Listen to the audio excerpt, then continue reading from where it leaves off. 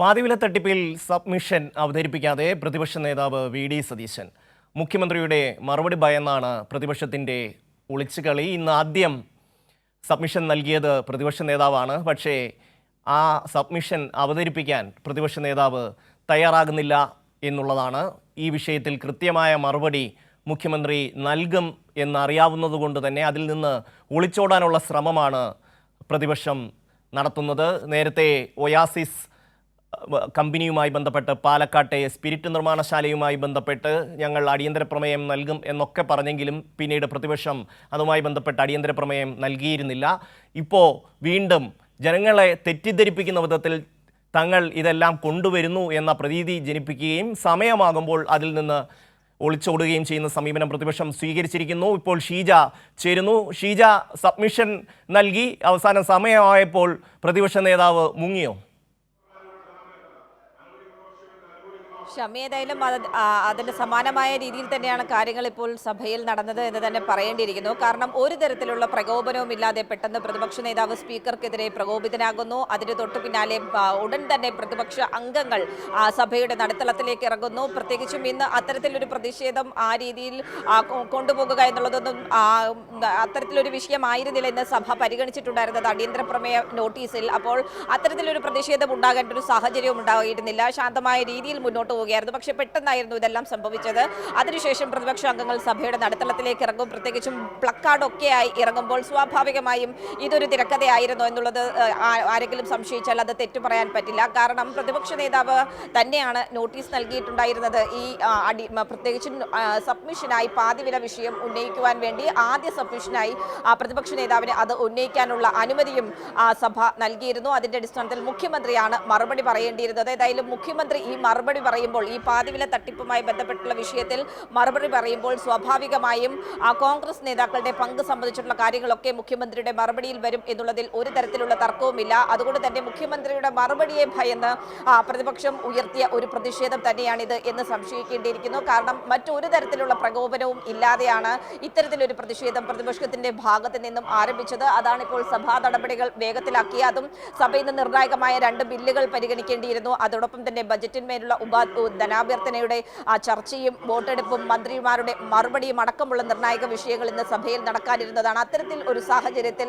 സഭാ നടപടികൾ സ്തംഭിപ്പിക്കുന്ന തരത്തിലേക്ക് ഒരു പ്രതിഷേധം മാറുന്നു. അതും പൊടുന്നനെ ഒരു പ്രതിഷേധം ഉയർന്നു വരുന്നു സഭയിൽ എന്ന് പറയുമ്പോൾ സ്വാഭാവികമായും ഈ പാതിവില തട്ടിപ്പുമായി ബന്ധപ്പെട്ടുള്ള വിഷയത്തിൽ കൂടുതൽ കാര്യങ്ങൾ മുഖ്യമന്ത്രിയുടെ ഭാഗത്ത് നിന്നും സംസാരിക്കുമ്പോൾ ഉണ്ടാകും. അതുണ്ടാകാതിരിക്കാനുള്ളൊരു നടപടിയായി തന്നെ വേണം പ്രതിപക്ഷത്തിന്റെ ഈ ഒരു നീക്കത്തെ കാണാൻ. ഷമി, ഷീജ, ഈ പ്രതിപക്ഷ നേതാവ് പ്രത്യേകിച്ചും പ്രതിപക്ഷം ജനങ്ങളെ ആകെ തെറ്റിദ്ധരിപ്പിക്കുക, അല്ലെങ്കിൽ അവരെ ഇതൊന്നും മനസ്സിലാകാത്ത മനുഷ്യന്മാരാണ് എന്ന് സ്വയം വിചാരിച്ചിട്ടാണോ ഇത്തരം ഉടായ്പ പരിപാടികളുമായിട്ട് രംഗത്തിറങ്ങുന്നത്? അതായത് ഇവർ ഈ കാണിക്കുന്ന നാടകങ്ങളൊക്കെ മനസ്സിലാക്കാൻ ഭരണപക്ഷത്തിനും ഒപ്പം ഈ നാട്ടിലെ ജനങ്ങൾക്കും കഴിയില്ലേ? ഇവർക്ക് അത് മനസ്സിലാകാതെ പോകുന്നത് എന്താണ് ഷീജ? ഷമി, ഏതായാലും ഭരണപക്ഷാംഗങ്ങൾ കൃത്യമായ രീതിയിൽ ഈ കാര്യങ്ങൾ ചൂണ്ടിക്കാട്ടുകയും ചെയ്തു. കാരണം ജനങ്ങളെ ബാധിക്കുന്ന വിഷയങ്ങൾ കൃത്യമായ രീതിയിൽ സഭയിൽ അവതരിപ്പിക്കാൻ പോകുന്ന ഒരു സാഹചര്യത്തിൽ, പ്രത്യേകിച്ചും സബ്മിഷനും ശ്രദ്ധ എന്ന് പറയുമ്പോൾ അത് ജനങ്ങളെ നേരിട്ട് ബാധിക്കുന്ന വിഷയങ്ങൾ അംഗങ്ങൾക്ക് സഭയിൽ ഉന്നയിക്കാൻ കൊടുക്കുന്ന ഒരു സമയം കൂടിയാണ്. അപ്പോൾ അത്തരം വിഷയങ്ങൾ സഭയിൽ ഉന്നയിക്കാൻ കിട്ടുന്ന ഒരു സമയത്ത് തന്നെ പ്രതിപക്ഷം ഇത്തരത്തിലൊരു പ്രതിഷേധവുമായി വരുന്നത് അത് തടയുന്നതിന് തുല്യം തന്നെയാണ്. പക്ഷേ ഇന്ന് ഏറ്റവും പ്രധാനപ്പെട്ട കാര്യം എടുത്തു പറയേണ്ടത് ഈ പാതിവില തട്ടിപ്പുമായി ബന്ധപ്പെട്ടുള്ള വിഷയം തന്നെയാണ്. കാരണം സ്വാഭാവികമായും എല്ലാവരും നോക്കുമ്പോൾ പ്രതിപക്ഷ നേതാവ് തന്നെയാണ് ഈ സബ്മിഷന് അനുമതി തേടിയിരിക്കുന്നത്. അനുമതി നൽകുകയും ചെയ്തു. ആദ്യ സബ്മിഷനായി അനുവദിച്ച് ആ രീതിയിൽ മുഖ്യമന്ത്രി തന്നെയാണ് അതിന് മറുപടി പറയേണ്ടതും. അപ്പോൾ മുഖ്യമന്ത്രി സ്വാഭാവികമായും നമ്മൾ നേരത്തെ പറഞ്ഞതുപോലെ തന്നെ സ്വാഭാവികമായും ഈ കേസുമായി ബന്ധപ്പെട്ട് പറയുമ്പോൾ കോൺഗ്രസിന്റെ നേതാക്കൾക്ക് ഇതുമായി ബന്ധപ്പെട്ടുള്ള പങ്ക് സംബന്ധിച്ചുള്ള കാര്യങ്ങളൊക്കെ അദ്ദേഹത്തിന്റെ മറുപടിയിൽ വരും എന്നുള്ളതിൽ തർക്കമില്ല. കാരണം ലാലി വിൻസെന്റ് അടക്കം പ്രതിസ്ഥാനത്തുള്ളൊരു കേസ് കൂടിയാണ്. അപ്പോൾ ഈ ഒരു വിഷയം സഭയിലേക്ക് വരുമ്പോൾ അത് കൃത്യമായ രീതിയിൽ തന്നെ ഇതിന്റെ വസ്തുതകൾ പറഞ്ഞുകൊണ്ടായിരിക്കും മുഖ്യമന്ത്രി കാര്യങ്ങൾ വിശദീകരിക്കുക. അതുണ്ടാകരുത് എന്നുള്ളൊരു ലക്ഷ്യം കൃത്യമായ രീതിയിൽ പ്രതിപക്ഷത്തിന്റെ ഭാഗത്ത് നിന്നും ഉണ്ടായിരിക്കുന്നു എന്ന് തന്നെ വേണം അനുമാനിക്കാൻ. അതിന്റെ അടിസ്ഥാനത്തിൽ തന്നെയാണ് ഇത്തരത്തിൽ പൊടുന്നനെ ഒരു പ്രതിഷേധം സഭയിൽ ഉയർന്നു വന്നതും ഇപ്പോൾ ആ പ്രതിഷേധത്തെ തുടർന്ന് സഭ സ്തംഭിപ്പിക്കുന്ന തരത്തിലേക്ക് കാര്യങ്ങൾ എത്തി നിൽക്കുന്നതും. ഷിജ, അതിനുവേണ്ടി ഒരു പ്രകോപനവും ഉണ്ടായില്ല.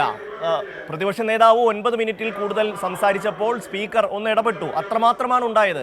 ഇത്രയും വലിയ ഒരു പ്ലക്കാർഡും മറ്റ് സംവിധാനങ്ങളുമായിട്ട് ഇവർ അവിടെ എത്തിയെങ്കിൽ മുൻകൂട്ടി തീരുമാനിച്ച, നേരത്തെ ഷീജ പറഞ്ഞതുപോലെ മുൻകൂട്ടി തീരുമാനിച്ച് ഇന്ന് ഈ പാതിവില സംബന്ധിച്ച സബ്മിഷൻ അവതരിപ്പിക്കാതിരിക്കാൻ, മുഖ്യമന്ത്രിയുടെ മറുപടി ഒഴിവാക്കാൻ ബോധപൂർവമായി തന്നെ പ്ലാൻ ചെയ്തതാണ്. തീർച്ചയായും അങ്ങനെ തന്നെ അനുമാനിക്കേണ്ടിയിരിക്കുന്നു. കാരണം കാര്യങ്ങൾ അങ്ങനെയാണ് പോയത്. കാരണം ഈ ഒരു അടിയന്തര പ്രമേയത്തിന് നോട്ടീസ് നൽകിയപ്പോൾ SC/ST വിഭാഗങ്ങൾക്കുള്ള ഫണ്ട് വെട്ടിക്കുറച്ചു എന്നൊരു വിഷയത്തിലൂന്നിയാണ് പ്രതിപക്ഷം അടിയന്തര പ്രമേയത്തിന് നോട്ടീസ് നൽകിയിട്ടുണ്ടായിരുന്നത്. അതിൽ വകുപ്പ് മന്ത്രി OR കേളു സംസാരിച്ചു, തുടർന്ന് ധനമന്ത്രി KN ബാലഗോപാൽ സംസാരിച്ചു. അതിനുശേഷമാണ് ഈ അടിയന്തര പ്രമേയത്തിന് അനുമതി നിഷേധിച്ചു എന്ന് സ്പീക്കർ പറയുമ്പോൾ ഇതിനകത്തുള്ള സാധാരണ രീതിയിലുള്ള ഒരു നടപടിക്രമം എന്ന് പറയുന്നത് വാക്കൌട്ട് പ്രസംഗം പ്രതിപക്ഷ നേതാവ് നടത്തുക എന്നുള്ളതാണ്. അതിലാണ് പ്രതിപക്ഷ നേതാവ് സംസാരിച്ചു കൊണ്ടിരുന്നത്. എല്ലാ തവണയും സ്പീക്കർ ചെയ്തതുപോലെ തന്നെ 10 മിനിറ്റ് സമയം പ്രതിപക്ഷ നേതാവിന് അനുവദിക്കാറുണ്ട്. അതിനുശേഷം മാത്രമാണ് ഇടപെടൽ നടത്തുക. അപ്പോൾ 9 മിനിറ്റ് കഴിഞ്ഞപ്പോൾ സ്പീക്കർ പറഞ്ഞു പ്രതിപക്ഷ നേതാവിന് കൺക്ലൂഡ് ചെയ്യാനുള്ള സമയമായി എന്നുള്ള കാര്യം അദ്ദേഹം ഓർമ്മിപ്പിക്കുക മാത്രമാണ് ചെയ്തത്. പക്ഷേ എപ്പോഴും തന്നെ പ്രതിപക്ഷ നേതാവ് വികാരം കൊണ്ട് പ്രതികരിക്കുന്ന ഒരു സാഹചര്യമാണ് ഉണ്ടായത്. നിരന്തരം താങ്കൾ എൻ്റെ പ്രസംഗം തടസ്സപ്പെടുത്തുന്നു, താങ്കൾക്ക് സഭ നടത്തിക്കൊണ്ടു പോകണമെന്ന് താല്പര്യമില്ല എന്ന തരത്തിലൊക്കെ പ്രകോപനപരമായ രീതിയിൽ സംസാരിക്കുന്നു. അപ്പോഴും സ്പീക്കർ പറയുന്നു, താങ്കൾ പ്രതിപക്ഷ നേതാവാണ്, മുതിർന്ന ഒരു അംഗമാണ്, താങ്കൾ ഈ നിലയിൽ സംസാരിക്കരുത്, ഈ സമയക്രമം ഇത്രയായി എന്നുള്ള കാര്യം ഓർമ്മിപ്പിക്കുക മാത്രമാണ് ഞാൻ ചെയ്തത് എന്നുള്ള കാര്യം. പക്ഷേ ഉടനെ തന്നെ പ്രതിപക്ഷ അംഗങ്ങൾ സഭയുടെ നടുത്തളത്തിലേക്ക് ഇറങ്ങിയതാണ് എല്ലാവരെയും ഞെട്ടിച്ചത്. കാരണം ഒരു തരത്തിലുള്ള പ്രകോപനം അതിനുവേണ്ടി സഭയിൽ ഉണ്ടായിരുന്നില്ല. അതിനൊപ്പം തന്നെ എടുത്തു പറയേണ്ടതാണ്, പെട്ടെന്ന് തന്നെ പ്ലക്കാർഡുകളും ഉയർന്നു എന്നുള്ളത്. സ്പീക്കറുടെ മുഖം മറച്ചുകൊണ്ട് പ്ലക്കാർഡ് ഉയർത്തിയുള്ള ഒരു പ്രതിഷേധം. അതുകൊണ്ട് തന്നെ ഇതിന് കൃത്യമായ രീതിയിൽ ഒരു തിരക്കഥയുണ്ടായിരുന്നു. അതിൻ പ്രകാരമാണ് ഈ പ്രതിഷേധം നടന്നതെന്ന് ഭരണപക്ഷത്തു നിന്നുള്ള അംഗങ്ങളും പറയുകയും ചെയ്തു. ഏതായാലും കൃത്യമായിട്ടുള്ള ഒരു തിരക്കഥ പ്രകാരം തന്നെയാണ് ഇന്ന് ഈ പാതിവില വിഷയം സഭയിൽ വരാതിരിക്കാൻ പ്രതിപക്ഷത്തിന്റെ ഭാഗത്ത് നിന്നും ഈ ഒരു പ്രതിഷേധം ഉയർന്നു വന്നത് എന്നത് തന്നെയാണ് ഇതിൽ നിന്നും മനസ്സിലാകുന്നത്. ഷമി, പാതിവില തട്ടിപ്പിൽ സബ്മിഷൻ അവതരിപ്പിക്കാതെ പ്രതിപക്ഷ നേതാവ്, മുഖ്യമന്ത്രിയുടെ മറുപടി ഭയന്നാണ് പ്രതിപക്ഷത്തിന്റെ ഒളിച്ചോട്ടം. ഷീജയാണ് വിവരങ്ങൾ നൽകിയത്.